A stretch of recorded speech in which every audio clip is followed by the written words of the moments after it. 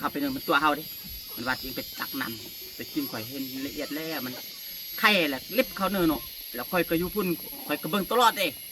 ข่อยติดตามเบิ่งลิบไปพุ่นเป็นมันลิบออกมันตีตรงน้ำนะมันเอายังยัดสุดเจอในนี่ใส่นี่นะแต่ข่อยก็ไว้ใจไปได้เนาะแล้วฉะนั้นบ่ต้องเอาเด้อบ่ต้องเขาได้ได้ยังนี่ละข้อไอเด้อนี่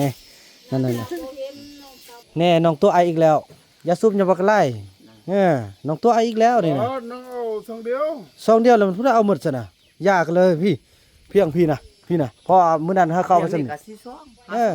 ประมาณนั้นอันนี้ยังซ่องแม่อันเดียวเราวันนึงชุบมัดแล้วก็กลับมาไปน่าโอ้ยนี่เขาว่านี่แต่ตัวจริงนี่เงินคำนี่ผู้มียกเว้นตัวไอ้เบาเนาะไอ้เบาเนี่ยเขามักไปเที่ยวญี่ปุ่นเขามีอยู่แล้วสุกแต่ว่าเพื่อนเนี่ยเขาใส่กระเจอยู่น้ำเพลอแม่นผู้นั่นบอกตรงๆเลยกระเจแล้วมันเคยเอาไปเนี่ยเคยเอาเมียนท่านเนี่ยน้องเมียนให้เท่านี้แล้วก็จบเลยซอรี่ว่าปัญหาขอบใจ FC ผู้มีน้ำใจแบ่งปันเหมือนฟ้าบันดาลให้สร้างรายการนี้มาสวยเหลือคนทุกข์คนจนหรือคนด้อยกว่าด้วยแห่งศรัทธาบุญนำพาได้มาร่วมทาง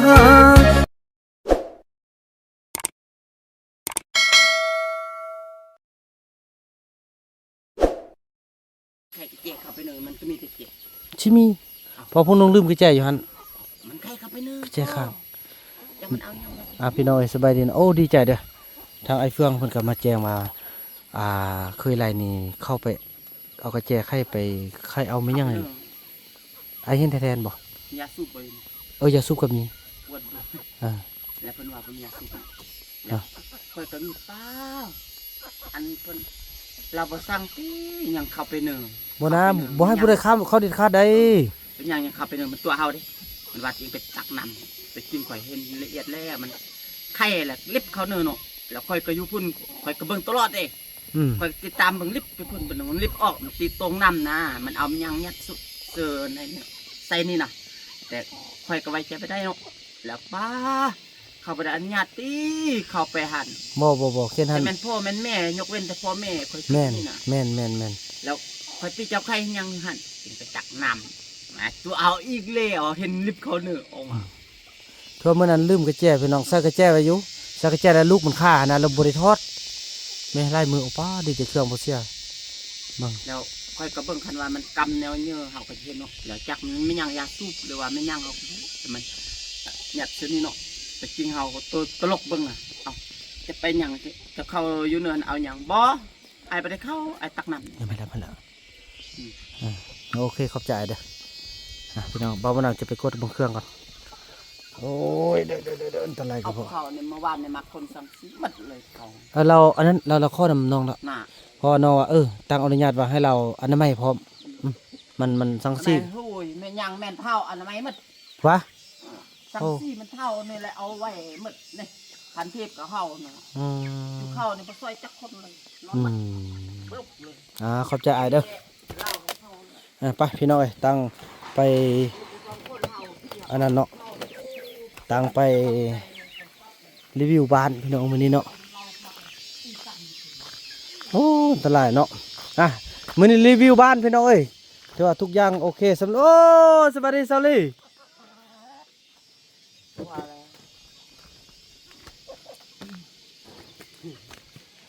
แสดงเคยอันบ่มีผู้ใดเข้าในเฮือนไอ้ติมันคือมีอันสะเทือนใจไอ้คือว่ามีคนเข้าไปบนในเฮือนไอ้บ่มีเข้าติน้องเข้าไปอยู่ซุ่มๆง่ายโอ้ฉะนั้นบ่ต้องเอาเด้อบ่ต้องเข้าได้ยังนี่ละข้อไอ้เด้อนี่นั่นน้องตาบ่เห็นพ่อน้องตาบ่เห็นเห็นย่างน้องมันนอนแต่เช้าจนฮอด12 โมงเป็นแดดเต็มที่น้องตาบ่เห็นแน่สองคนบ่พอเขากินอยู่เขาก็นอนแน่เก็บมะเขือมาตำจังเอิ้นเขาจังมากินอันเฮือนนั้นผู้อันใหม่นี่คืองามก็ดอกน้องอีติ๊กควัด คุณว่านี่ โอ้เน้อปะโถเบิ่งอย่าซุบเอาออกมาเขาเจ้าหมดไหม ซุปตรงนึงแล้วน้องไปเห็นย่ามเจอนะ นั่นแหละก็คือว่าในตัวน้ำบ่ต้องเข้าพอมันมันมีเครื่องไล่ย่าง บางเทื่อเฮาเข้าไปบัดนี้จูดเนาะโรยไปตำลังเฮาก็บ่ฮู้เลย แม่นไอ้คือกันเด้อไอ้เฟื่องคือกันเด้อ โอ้อันนี้แท้ กันอยากเข้าอยากได้ย่านระบอกน้อง แต่ว่าน้องบ่อยากให้คือว่าอยู่บนนอนน่ะพ่อเฮาเข้ามาปุ๊บมันบนนอนปั๊บเลยนะมันเฮาก็เข้าใจห้องน้อยฉะนั้นแหละมันบ่งามหันนะหั่นซะเป็นบทเรียนเอาบัดนี้บ่เป็นหยัง เฮือนคือเฮือนเอลี่ก็อย่าเฮาก็เขาเฮ็ดในช่วงเฮาก็บ่กล้าเข้าไปเด้ เห็นบ่ ควัน บ่ อนุญาตเข้าไปเฮาก็เข้าไปบ่ได้ เห็นบ่ เด้อ แน่เฮือน ไอ้น้องกันก็อย่าเหยียบหัวกันลงก็เข้าบ่ได้ อืม บ่ได้เด็ดขาด คือเฮือนพวกน้องเนี่ยแม่นอยู่ไอ้สร้างพวกน้องแต่ไอ้จะลัวไปว่าอยากจับอย่างอีหยังไอ้ก็เป็นส่วนตัวของพวกน้องไอ้ก็บ่กล้าเฮ็ดเด้นี่ให้น้องขึ้นเท่านั้นแหละให้เกียรติกัน เขาใส่อันน่ะมักแตกเนาะป้องกันโจรเนาะปึ๊บเฮาเข้ามาคนเฮาตายเด้โจรบ่ได้ตายคนเฮาตายตัวนี้ เป็นบทเรียนนำกันบัดนี้อันนี้แหละคนเฮามันอาศัยว่าเกียรติซึ่งกันและกันเฮาเกียรตินั่นว่าเอาปันกันเด้อโอ้นั่นนี่น้องตาบ่เห็นเนาะเฮารับ น้องตาอันนั้นมันเอาไม้อันบ่ติด มาเอาไว้มานี่ไว้ ยังไปส่งๆยังไปส่ง มายังเป็นตุ้มลายมาเอาข้าวแป้งซะอัน เบรกเรา แบ่งมาให้ เบรกเรา เบิ่ง ทำไมมันยังจักส่ง แน่น้องตัวไออีกแล้วอย่าซุบอย่าบักไล่น้องตัวไออีกแล้วนี่นะ น้องเอาซองเดียว ซองเดียวแล้วมันพูดเอาหมดซะนะยากเลยพี่เพียงพี่นะเพราะมื้อนั้นถ้าเข้าไปซั่น ก็สิซ้อม ประมาณนั้นอันนี้ยังซองเสร็จแล้วว่าอยากอยากบ่อยากนี่เพราะมื้อนั้นซื้อมาตุ๊ดนึงเนาะเฮานี่เฮาแบ่งเฮาแต่ซ้ำนึงนะแบ่งให้มื้อนั้นน่ะ มันยังส่ง ยังซองแสดงว่าตัวกันอีกแล้วนี่คันบ่แม่นน้องก็เป็นผู้อื่นนี่สิเอานี่ มันเฮานี่แหละหลัก อ๋อเดียว น่ะสันไปซะหมดอย่าบักไล่เนาะนี่ แม่อันเดียวเราวันนึงชุบมัดแล้วก็กลับมาไป น่ะ อ๋อ โอ้ย นี่เฮาเว้านี่แต่ตัวจริงนี่เงินคำนี่บ่มีผู้มียกเว้นตัวไอ้บ่าวเนาะไอ้บ่าวนี่เขามักไปเที่ยวญี่ปุ่นเขามีอยู่แล้วสุกแต่ว่าเฮือนเนี่ยเขาใส่กระเจอยู่น้ำเพลอแม่นผู้นั่นว่าตรงๆเลย เคยเจ๊แล้วมันเคยเอาไปเน่ะเคยเอาเมียนหั่นน่ะ น้องเอาเมียนให้ เออ เท่านี้แล้วก็จบเลย ซาลี่ว่าเอาปัญหานั่น นี่แบ่งมันมีน้อยด้วยนี่แบ่งกันคือ อัน จะ นี้ ว่า พูด อืม บอกบ้าพูด เนี่ยก็ย่านั่นนี่แหละความซื่อสัตย์เด้ออยู่นำกันความซื่อสัตย์แท้ๆคืออันนี้แหละคัน ปันกันได้พุ่นละ เพราะว่ามื้อนั้นซื้อมาซองนึงบักใหญ่เนาะแล้วน้องบ่แบ่งบ่ แล้ว น้องไป น้องว่าแต่ค่อยกำได้หมดแล้ว พี่เอา เห็นบ่ หม มึ ดนี่หมดคลิปนี่นี่เห็นบ่นี่เพิ่น แม่น ค่อยอยู่ค่อยเขากินเหล้า นี่แห กิ ละ นอันนั้น สำคัญเป็นบทเรียน ค่อยตีประหลาดค่อย อืม แต่ตาหูค่อยติดตามตลอ อืม ดฟังความเว้าของเราเด้ อืม เขาเพื่อพิษเพื่อแม่น นั่นแหละน้องเอ้ยโลกนี้น่ะบ่มีหยังที่จะแบบว่าปิดบังความเป็นจริงน้องเอ้ยบ่ฮู้มื้อหนึงก็มื้อหนึง เขาว่า ฉะนั้นแหละเฮาต้องเอาความเป็นจริงนี่เขาว่าโจร อันนี้เอากล้องวงจรปิด โจรเนาะ แต่ว่านั่นได้ก็ยาแต่ว่าผู้ใดจะว่านั่นได้บ่เชื่อแต่พอน้องเป็นคนซื้อยาซองนี่น้องจ่ายเพียงจักซองมื้อนั้นผู้ใดมาเอาบ่เกิน2-3ซองนะตุ๊ดหนึงเนี่ยซ้ำพี่น่ะพี่มันแน่เห็นบ่ห้อยเขาจิกมื้อนั้นเด้ฮอดซ้ำนี้การนั้นลงไปมันก็มีหมดหั่นนะแต่ก็อันนี้แหละบ่อยากให้ชุบชุยๆซ้ เน่ะเมียฟองเลยบัดนี้ ไป ไปเอาให้ซาตึม แล้วก็ชุบยังเขาก็ชุบหมดเลย เออ ชุบตื่ ยิ น งอ ชุ ยู่ บ ยิง ย่าแล้วเห็นไปเอานี่จักเทื่ออยู่ในเฮือนน่ะ ไปเอาเทื่อนึง เออ แล้วน้องลิปตาลิปนั่งน้องไปทางนี้ไปทางนั้นแล้วอันนี้อีเพื่องขลับแล้วลงไปหัน เอาอีก บ่ แหน่นั่นบ่ไหนเราว่าตัวบ่ความจริงซะน้อง เอาเดียวเอาเดียว เทื่อเดียวซะได้อะไรมันพูดได้เอาหมดซะนะอย่าสูบอยู่นี่น่ะบอกความจริงเหรอ บ่หาตัวกันแหละบ่หาตัวกันแหละบ่หาตัวไอ้ก็บ่ว่าหยังดอกแต่อยากให้เปลี่ยนแปลงบ่อยากเป็น แล้วอันนี้ว่าคือมันจะอิ่มอยู่ท้องมันก็บ่อิ่ม บ่ บอกความจริงปลกมันก็หมดแล้ว แหน่ บ่ได้ลงท้อง เดี๋ยวนี้เด้อความดีนะมันจะเฮ็ดให้ FC ได้เบิ่งเดี๋ยวนี้เขาส่งเงินมาให้ไอ้เฟือง2ล้านปลายเด้อ2ล้าน450,000หาไอ้หามอบไอ้อยากซื้อหยังก็ไปแต่มื้อนี้มันค่ำแล้วติเอาเป็นมื้อก่อนเนาะค่อยไปเนาะ ฝนก็ตกได้อันนี้ไปเมียนมานี่เด้อคันว่าจริงใจนำไอ้บุญนำแท้ทุกคนเนี่ยอยู่ดีหมดเนาะขอบใจน้องเด้อขอบใจทุกคนพยายามเด้อน้องเด้อพยายามซื่อสัตย์จริงใจต่อกันพี่น้องเอ้ยมารีวิวเบิ่งนี่อันนี้เพื่อนของซาวติกซาวติกเนาะเดี๋ยวสำเร็จแล้วพี่น้องเอ้ยเนาะเพราะว่าแน่ว่านั่นนี่เด้อคือไอ้เฟืองนี่จะประกาศเลยไอ้เฟืองคือแค่นขั้วของอันไอ้บุญนำเด้อแต่ว่าคันไอ้ประยูนนี่จะมอบให้ไอ้เฟืองหันเป็นผู้ยังเพราะหัวเราเป็นคนที่ซื่อตรงนะแล้วก็จิเบิ้งได้บ่นึงตอนหน้ามอบหน้าที่ให้แล้วสว่าไปเฮ็ดแนวบอดี้เนี่ยก็สิย้ายผู้มาตึม แต่ว่าตอนนี้มอบเป็นสิทธิ์และอำนาจทุกอย่างให้เราเป็นผู้ดูแลตัดสินแทนก็ถือว่าฮักแพงกันเด้อขอบใจทุกอย่าง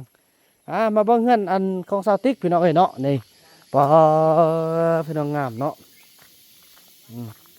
นั่นปงเอี่ยมเรียบร้อยพี่น้องเอ้ยเนาะนี่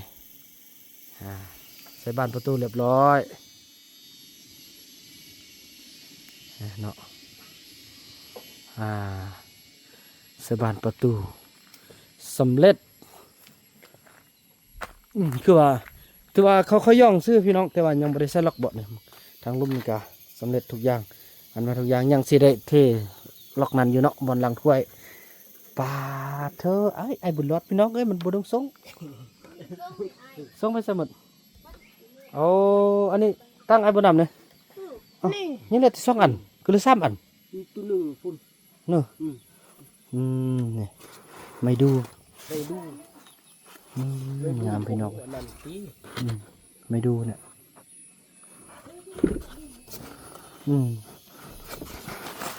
ไม่ดูเลยพี่น้องหายากเลยเด้อไม่ดูนี่เนาะอันนี้เธอพวกเยี่ยมบนเซอร์แล้วเนาะซาติกเนาะเซอร์แล้วแต่ว่าบริเซอร์อันนั้นเถอะอย่าเฝ้าไข่พอมันเขาจะมาใส่มันคือนะพี่น้องยังซีเอาไรก่อนอันนี้แหละตัวที่5%อย่างตัวนี้แหละยังเขาใส่ไรก่อนใส่วันพับแล้วก็ปูพื้นบนหลังถ้วยนี่อันนี้ก็ได้น้องเด้อไก่ล่างเด้อไอ้เบิ้งนำเด้อนี่ทางหน้านี่ใครได้ละบ่น้องใส่หมดละนี่มีล็อกประตูยังต่างเนาะ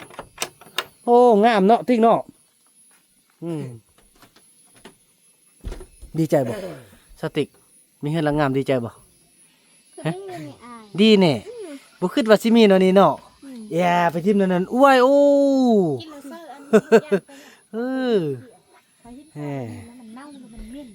พี่น้องเนาะอันนี้คือเฮือนซาวติกเรียกว่าสำเร็จแล้วคนเอ้ยคนมาเนาะติ๊กเนาะเห็นเนี่ยในสังซีรุ่นใหม่พี่น้องเอ้ยพอตัวเก่าเป็นสังซีบางเด้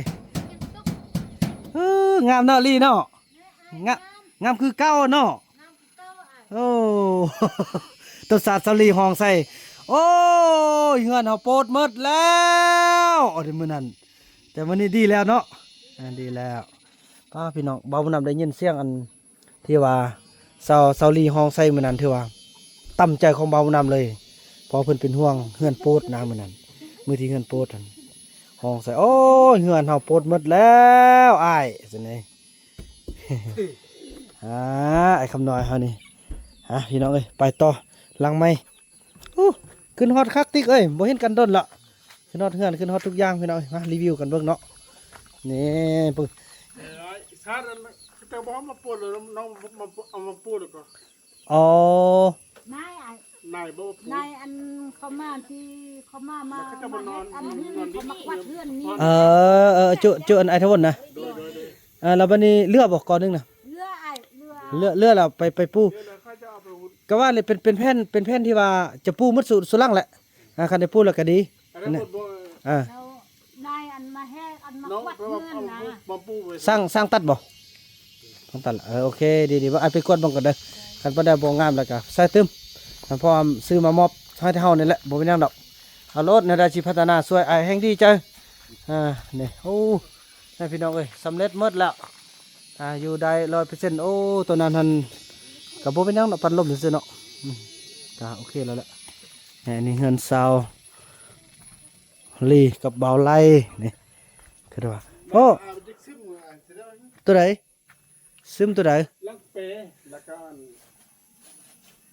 บนเตาไว้นะ มันหัวลงในอยนึงน่ะมันเป็นน้ำยาบ่อิ่มน้ำซะบ่แน่อันนั้นอย่าไปปะไม่ทางล่างดอกอันพากันท่องขี้เหยื่อหั่นน่ะอันนี้ของผู้ใดนี่ขี้เหยื่อนี่บ้านนั้นเช็ดท่องขี้เหยื่อไปนะบ้านเนาะอันนี้นี่บ้านมันแห้งแล้วก็พากันมาเฮ็ดฟืนนี่สิยากหยังเนาะนี่ระวังได้เวลากึ่งลงบ่ให้มันบ่เฮาเบิ่งเอาบ้านนั้นเฮาก็เนี่ยพี่น้องเนาะเป็นแม่นเฮ็ดฟืนมาดังไฟนี่แล้วหมดแล้วเด้พี่น้องเอ้ยรีวิวเฮือนกันนี่แหละพี่น้องบางคนบางท่านก็เป็นห่วงเป็นใยบางคนบางท่านก็โจมตีบาวบุญนำพี่น้องเอ้ยเนาะแต่ว่าบาวบุญนำก็มีพริกไว้ในการแก้ไขอยู่แล้วพี่น้องเอ้ยนี่แหละพี่น้องเพิ่นว่าศึกยังไม่จบอย่าเพิ่งนับศพทหารเพิ่นว่าเนาะนี่พี่น้องตอนนี้ก็ถือว่าทุกอย่างกลับขึ้นมาเป็นปกติว่ามันก็บ่ได้เสียใจพี่น้องที่มันเกิดกับเป็นบทเรียนให้เข้าได้เพราะว่าพี่น้องต้นไม้นี่นะเห็นบ่มือเบาขวบมันนะทุกคนอาจจะได้เห็นเนาะทั้งที่น่ะเจ้าเป็นคนรับผิดชอบยังห้าว่าผู้นั้นผู้นี้เป็นคนมีหน้าที่ปั๊มมันบ่แม่นมือลงลายเส้นฮับนะกับพวกส่วนในสร้างนี่มาฮับแล้วก็ทางคันเทิงก็ได้แจ้งหมดว่าพวกเจ้าต้องอนามัยพื้นที่ต้นไม้ต้นใดที่นั่นแล้วเขาจะบ่เห็นบอกเขามาปีนขวามได้พี่น้องบ่ขวามมื้อนั้นน่ะปีนขวามบ่าวนํจึงจะหายหน่อยหนึ่งเนาะว่าตัวเองบ่แม่นหน้าที่ของตัวเองหน้าที่ก็นายสร้างนั่นแหละเขาไปปีนว่าผู้อื่นเป็นผู้อื่นไสจะมาเฮ็ดเฮือนอยู่นี่ก็มันพวกเขานั่นแหละพี่น้องเอ้ยพวกเขานั่นแหละแต่ว่าเพราะว่าบ่าวนํจังซี่แหละบ่มีผู้ใดพี่น้องสิยอมรับในสิ่งที่ตัวเองผิดดอกพี่น้องเอ้ยแต่บ่าวนํก็มีแต่บ่าวนํคนเดียวที่ว่าเฮ็ดได้ก็คันว่าถูกก็ถูกผิดก็ว่าผิดพี่น้องเอ้ยเนาะนี่ก็ตื่นก็สำเร็จแล้วงามแล้ว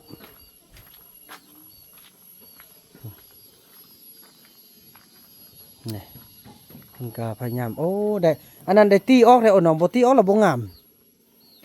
อันนั้นตีออกแล้วตีออกแล้วก้นห้องไปสิเนี่ยเอาให้มันนำระบายเห็นบ่เสาติ๊กนะเราเอาออกตีออกน่ะมันบ่งามเนาะมันคือเป็นครอบแบบซะนึงหั่นแหละนี่เสาเล็กก็งามแล้วเฮือนน่ะก็สิบ่ได้เสียใจแล้วบัดนี้นะนี่ขออนุญาตขึ้นเบื้องนำเลยเด้อนี่ปูบอกงามแล้วอันนี้นะนี่ทั้งได้พากันคันนั้นทั้งได้กับปูตึ้มนี่ก็ได้แล้วสำนีก็ได้แล้วเนาะทั้งได้บุทาปูก็ได้เลยเนาะยังตีนขึ้นล่างอันนายมันว่านี่มาอยู่นี่นอนอยู่ถ้าอายเนี่ยจนค่ำพี่น้องเอ้ยพอบ๊อบค่ำเนี่ยคือว่าอะไรบ๊อบมันมีเวียกพี่น้องเอ้ยคันเดิงจนมาทาบพี่น้องเมื่อวานนี้เนาะก็ให้เขาเจ้าแต่งอยู่โคกินท่าเมื่อวานนี้ก็อนุญาตให้เอาไก่ซ่องตัวพร้อมกับในสร้างเด้เนาะในสร้างเด้อันนี้เบิ่งเด้อบัดอาจจะไปเมียนในเฮือนเด้อไหมตังของบ่าวน้ำพี่น้องเอ้ยเอาไปใส่เกี่ยมนี่แหละเกี่ยมเฮาสิเอาขึ้นอันเฮือนมื้อนั้นแหละเดี๋ยวนี้กินข้าวอีกกองล่างแล้วติดีใจมาเบิ่งลักนี้ต่อพี่น้องเอ้ยนี่อยากล้มพวกน้องบ้านนี้บ่ทับพิษกันซะเฮือนเด้ออยู่กลางคืนแล้วพากันพิษกันเห็นบ่ไม้ก็ลมทับนี่เท่านั้นเด้ย้อนเฮาพิษกันนั่นแหละเฮาเป็นพวกเมียกันนะคันพวกคือกันคันมื้อใดเมียว่าบ่อยากให้เฮ็ดบ่อยากให้แก้เนาะก็บ่บังคับบ่ญาติแล้วก็เมียคือกันเมียก็บ่ยังดอกเมียก็คือกันแบบว่าพวกเมียกันนะเนาะแล้วสำคัญแล้วก็บ่ให้บ่ด่ากันเด้อเห็นบ่มันเป็นบทเรียนแล้วเห็นบ่อันนี้แหละคือเอิ้นฟ้าลงโทษหั่นน่ะมันทับมุนเลยนี่แท้เห็นบ่ไอ้น้ำนอนพากันนั่นไอ้ลุกขึ้นมาโอ้เจ็บหัวจะได้เนาะเห็นบ่ไม่ก็ฟาดนี่อันนี้แหละไม่ลมเอิ้นน่ะแบบอันติ๊กว่าหินมึนไม่ลมทึบนี่แหละเอิ้นน่ะพากันเปลี่ยนแปลงบัดนี้บ่เป็นแล้วบัดนี้เนาะลีเนาะยันเฮือนโปดโอเนาะโอ้บัดนี้บ่มีแป้งได้น้องถ้าพวกน้อง2คนแป้งได้บัดนี้น่ะก็ได้ผิดกันแล้วไม่ยังทับตึมก็สิบ่ผิดแล้วบัดนี้บ่ผิดก็บ่ทับน้องเอ้ยก็ดีเราจะดีแล้วบัดนี้ก็ดีเด้เป็นบทเรียนให้เราเป็นให้เราย่านพอความจริงเด้น้อง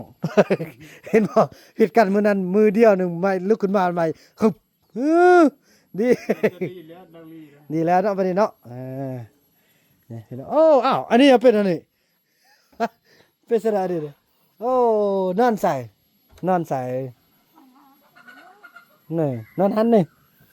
นอนเฮิรนเด้อปูนอนสบายเด้อ ไม่ทราบได้ไปอีกไอ้ โอ้ เพี้ยวไปเฮี้ยวมา ว้า ไปหุ่นบ่เงี้ยไปฮะ มื้อเช้าลักนี่ ไปน้ำอะไร ไอ้เฟื่องไปนำเอา เราเพื่อนไปเอา แล้วไปเครื่องไปนำ เอาไปที่ห้องเรา อืม ที่ห้องเรา อย่าไปมื้อนึงก็บ่มีอันกินอยู่ป่าน่ะโอ้ยพุ่นพาไปแมวส่วนโอ้ไปแล้วกลับมาย่าเราบ่เห็นไอ้2-3คืนเนาะเราก็เป็นห่วงวันนี้ลูกอยู่แล้วลูกบ่ไปซ่าเด้อลูกนอนนี้เด้อยืนนำกันเนาะ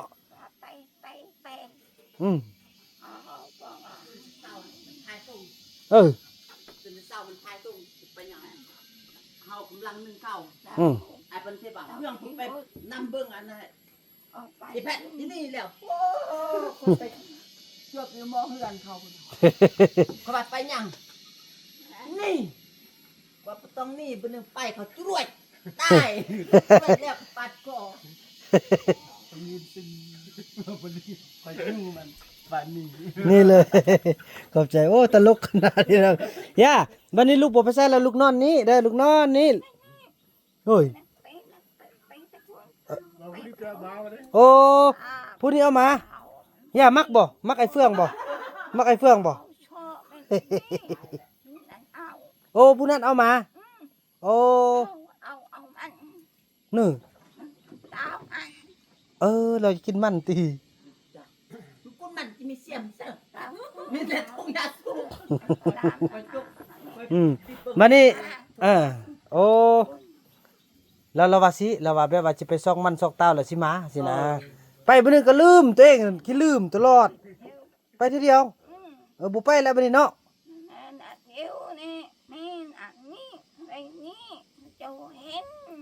เจ้าบ่เห็นมีแนวบ่ ละว่าเจ้าไป นี่ ไปเอามาหานี่เห็น บ่เห็น ละว่าคันเป็นไปเจ้ามาเห็น โอ้ เอาไปบอกบ่มีบ่มี โอ้พักแกงแล้วเนาะพักแกงแล้วเด้เอามันบ่อีแม่จะกินมันเด้อเนอะบัดนั้นลูกไปก้นหาเด้อโอ้บ่ไปซ่าเด้อลูกกินก้นหาเด้อพาเด้พารามเป็นอันน่ะพารามโอ้ เอาไปเจ้าก็เห็นนี่ นี่ เอาไปนี่อุ้ยเอาไปไว้ พี่น้อง เอา ปักแจงขนาดเลยเนาะ มันเพิ่นมักว่ามันนี่มัน สมองเขาดีเด้เนาะเฮียนเว้าได้ไวขนาดลูกก็เห็นเด้อ อันนั้นอุ้ยเอาไปเอาเก็บไว้ตัวมัน เออ เก็บไว้ตัวมัน อืม เอาไปเอาไปนี่เอาไปปุ่นเอาชุดท้าเอาขามเอาท้าชุดขามเอาชุดท้าขามเอาให้อา เออ ปุ่น เออคือได้ว่าถ้าลูกแล้วบ่เห็นหมาถ้าลูกเนี่ยบ่เห็นหมาแบบว่าเพิ่นบ่เห็นดน2-3มื้อออก ชวนมา วันนี้ลูก ไปเอาเบิ่งปุ่นนี่ เอาโชคนี่ ซอกบ่มีแล้วเปิ้นอย่าว่าปักกิ่งก็ดอกไอ้เพื่อนมักบ่ เฮ้ยเรายังว่าวันที่ว่าเอาวันที่มันที่นี่เจ้ายกข้าวมันบ่นี่แหละวันนี้เอาไปนึ่งข้าวอันเนาะสิข้าวอันมันว่าเพื่อนบ่ไปนำไอ้เพชรน่ะไอ้เพชรนี่แล้วก็ไปเที่ยวเพราะว่ามันนี่มันว่าก็ไปถึงมาไปลัดทางพี่ก็ไปลัดบ่มีซอกไปโอ้เห็นอยู่กองตุบน่ะตุบอันเขาในบ้านนี่นะเนาะอยู่ขโมยสังสีค่อยๆยั่วของเราจะไปหันไปนึงเขากลุ่มซี่แล้วก็ปาดคอทิ่มยืนซึ่งดึงตาเอาหลังไปแหละนั่งคนบ่ดูเสียทำคนว่า เอานัก เอาไปลัดทางดาวมันกลม บ่ไปซะและขี้ยานไปพุ่นมันซอกอันบ่กินบ่มีและอีพุ่นน่ะตัวเองเท่าแล้วอยู่นำลูกบ่ไปใส่แล้วลูกนอนนี่เนาะ มังเข้านี่ก็ยังอยู่บ่ ยัง เออเพอมื้ออื่นนี่ไอ้กี่แก้วสิมาได้อแล้วเพิ่นก็ได้อันมีผู้ใหญ่ใจบุญช่วยเขาอีกละโอ้ดีใจเป้าหนึงนี่ถ้าเฮาคันว่าสร้างความดีจังซี่แหละดุมันแล้วเขาเจ้าก็เพราะว่าเขาเจ้าเข้าใจว่าเฮานี่กินข้าวแล้วก็แต่ว่าเฮายังบ่ทันมีตัวที่ผลิตอะนะเพิ่นก็จะช่วยเฮาถ้าพวกเฮาเป็นพวกเฮาเคยไล่อันไปเอาไก่ตัวนั้นออกอาจจะไปมุนหมดละอันนั้นน่ะมันเข้านั่นนะ นี่มันทึกเสือก พุดออกเด้ออยู่นำลูกเด้อเบิ่งเด้ออันน้องไปรีวิวเบิ่งบ้านก่อนนี่โคกนี่บ่ทันเอามาไว้นี่เด้อพากันไว้เห็นครัวเด้อคอยเปลี่ยนคอยแปลงเทอละเล็กเทอละน้อย บ่แม่น มื้อนึงสิแจกมีอันไอ้เอามานะฮะ คนละมือใส่บังมือใส่ได้ โอ้บ่พุดออกมันสิซับติ น่ะ เอาอันนั้นนะเอาไก่นั่นออกก่อน อันนี้บ่แม่นพ่อแม่แตกนี่ น่ะอยู่ทางไหนเด้อ ผ่านี่มันก็ว่าบ่แม่นผ่าเอง แม่นแล้วเนาะ บ่แม่น พี่น้องเอ้ยเนาะ นี่แหละ ทางกอนี่ก็ถือว่าสำเร็จ อันนี้ก็ถือว่าบ่มีปัญหาแล้วเนาะพี่น้องเนาะทางนี้นะเฮือนครัวเฮาก็มีประตูมีบ้านหมดแล้วพี่น้องเอ้ยเนาะมีบ้านมีประตูหมด